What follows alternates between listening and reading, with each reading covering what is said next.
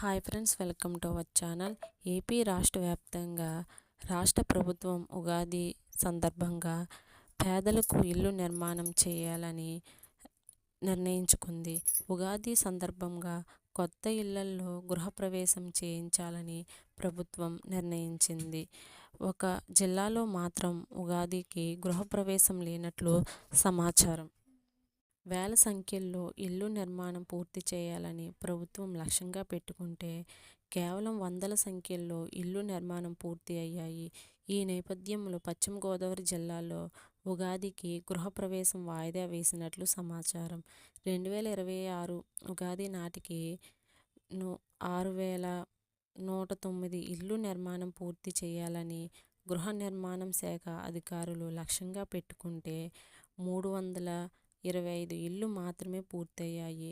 ఇంకా 5,784 ఇళ్లు నిర్మాణం ఇంకా జరగవలసి ఉంది. ఈ నేపథ్యంలో ఉగాదికి కొత్త ఇళ్లలో గృహప్రవేశ కార్యక్రమం వాయిదా వేసినట్లు అధికారులు తెలిపారు. గృహ నిర్మాణం ఎప్పుడనేది వారం 10 రోజుల్లో స్పష్టం చేస్తున్నట్లు తెలిపారు అధికారులు.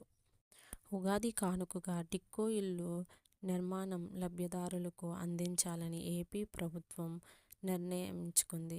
ఇలాంటి అప్డేట్స్ కోసం మన ఛానల్ను ఫాలో అవుతూ ఉండండి.